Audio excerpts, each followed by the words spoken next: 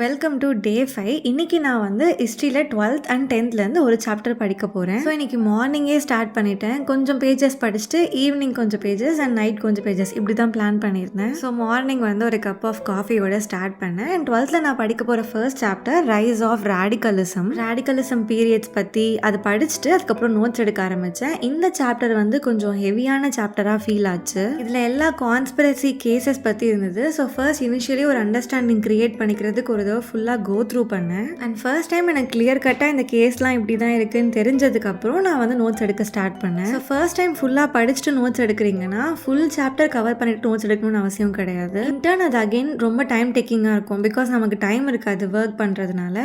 So பேராகிராஃபாக once read பண்ணிவிட்டு again அதை read பண்ணும்போது நோட்ஸ் எடுத்துக்கலாம். நான் இப்படி தான் பண்ணுறேன். இது ஒர்க் அவுட் ஆகுது. ரொம்ப ஸ்ட்ரெஸ்ஃபுல்லாகவும் இருக்காது. ஸோ நீங்களும் இதே மாதிரி ட்ரை பண்ணி பாருங்கள். என்னோட நோட்ஸோட இதை பற்றி நான் எக்ஸ்பிளைன் பண்ணிடுறேன். இந்த சாப்டருக்கு நான் நோட்ஸ் எடுத்தது வந்து பாயிண்டாக நோட்ஸ் எடுத்தேன். புல்லட்டின் பாயிண்ட்ஸ் மாதிரி and few flow chart. First வந்து கான்பூர் கான்ஸ்பிரசி கேஸ் பற்றி நான் ஃபுல்லாக ஒரு நோட்ஸ் எடுத்துக்கிட்டேன் பாயிண்ட்ஸில். ஸோ இந்த மாதிரி கேசஸ் எடுக்கிறீங்கன்னா நீங்கள் ஸ்டார்டிங்கில் கேஸோட எதுக்கு அந்த கேஸ் வந்தது and then people involved, originally accuse பண்ணவங்க, யாரெல்லாம் சார்ஜ், இந்த மாதிரி எடுத்திங்கன்னா உங்களுக்கு ஒரு பெட்டர் அண்டர்ஸ்டாண்டிங் இருக்கும் அண்ட் அந்த ஹோல் பிக்சரும் கொஞ்சம் கிளியராக இருக்கும். நெக்ஸ்ட் வந்து மீரூட் கான்ஸ்பிரசி கேஸ் பற்றி எடுத்தேன், இயர் எடுத்தேன், அப்புறம் கவர்மெண்ட்டோட ரெப்ரெஷன் என்னெல்லாம் பண்ணாங்க அப்படின்றதையும் நோட்ஸ் எடுத்துக்கிட்டேன். தென் பகத்சிங், கல்பனா டட் பற்றி, லாகூர் கான்ஸ்பிரசி கேஸ் பற்றி. இப்போ இது சிங்கிள் பாயிண்ட்ஸ்னால் இப்போ இயர் எடுத்துக்கோங்களேன், 1913 to 1995 அந்த மாதிரி சின்னதாக ஒரு பாயிண்டாகவும் நோட் பண்ணலாம். இல்லைனா ரொம்ப சின்ன பாயிண்ட் மாதிரி லைக் மேரிட் டு, அதுக்கப்புறம் மிட் 1920s இந்த குரூப் ரெவல்யூஷனரி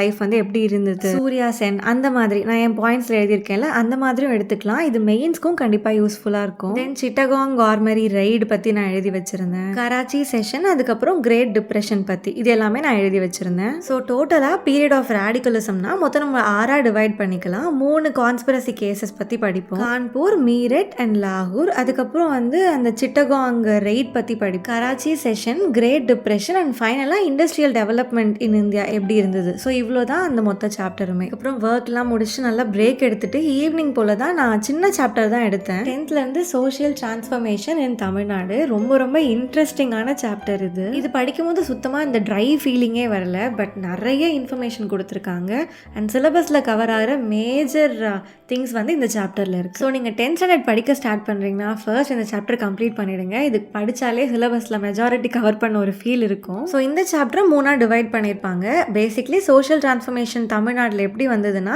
தமிழோட அந்த ரெனைசன்ஸ், அதில் அந்த பிரிண்டிங் டெக்னாலஜி என்ன பப்ளிஷ் பண்ணாங்க அதெல்லாம் கொடுத்துருப்பாங்க வித் இயர். அப்புறம் டிராவிடியன் மூவ்மெண்ட் எப்படி வந்தது and south Indian liberal federation. So இவ்வளோ தான் மொத்தமாகவே இருக்கும். அப்புறம் செல்ஃப் ரெஸ்பெக்ட் மூவ்மெண்ட்டும் கொடுத்துருப்பாங்க. பிகாஸ் இது கீழே தான் வந்து பெரியாரோட டீட்டெயில்ஸ் எல்லாம் வந்திருக்கும். ரெட்டைமலை ஸ்ரீனிவாசன், எம்.சி. ராஜா, முத்துலட்சுமி அம்மையார், இது எல்லாமே சிலபஸில் அப்படியே இருக்குது. ஸோ அது ரொம்ப ஈஸியாக இருக்கும் நமக்கு இதை படித்தா. ஸோ நான் எப்படி நோட்ஸ் எடுத்தேன்னா ஃபர்ஸ்ட் இந்த பப்ளிகேஷன்ஸ்லாம் வித் இயரோடு எழுதி வச்சுக்கோங்க. லைக் 10 பாட்டுனா 1889 அந்த மாதிரி எழுதி வச்சுக்கோங்க. லேட்டர் ஒரு பர்சன் அண்ட் அவங்களுடைய அந்த பார்ன், டெத் இயர், இது எல்லாமே நோட் பண்ணிக்கோங்க. இது கண்டிப்பாக நமக்கு மெயின்ஸ்க்கும் யூஸ்ஃபுல்லாக இருக்கும். மறைமலை அடிகள், தனித்தமிழ் இயக்கம், இது எல்லாமே நோட் பண்ணி வச்சுக்கிட்டேன். அப்புறம் சவுத் இந்தியன் லிபரல் ஃபெடரேஷனுக்கு வந்து நம்ம ஃப்ளோ சார்ட் மாதிரி கிரியேட் பண்ணிக்கலாம். லைக் ஃபர்ஸ்ட் வந்து நியூஸ் பேப்பர்ஸ், நெக்ஸ்ட் அவங்களுடைய programmes and activities, reservation for government orders, அப்புறம் labour movements and women movements எல்லாமே நம்ம சும்மா பாயிண்ட்ஸ் மாதிரி எந்தெந்த மூவ்மெண்ட் எந்தெந்த இயர் அந்த மாதிரி நோட் பண்ணிக்கிட்டாலே இந்த சாப்டர் கம்ப்ளீட் ஆகிடும். இந்த சாப்டரும் நான் கம்ப்ளீட் பண்ணிட்டேன். இன்னைக்கோட டே இப்படி தான் போச்சு. இந்த மாதிரி நோட்ஸ் பற்றி நான் சொல்லி எக்ஸ்பிளைன் பண்ணுறது உங்களுக்கு ஓகே இல்லை? எவ்ரிடே நான் 9 to 5 என்ன பண்ணுறேன் அது கூட எப்படி படிக்கிறேன்ற vlog மாதிரி போஸ்ட் பண்ணவா? ஸோ நான் அதே மாதிரி போஸ்ட் பண்ண கண்டினியூ பண்ணுவேன் அண்ட் நாளைக்கு vlogல பார்க்கலாம்.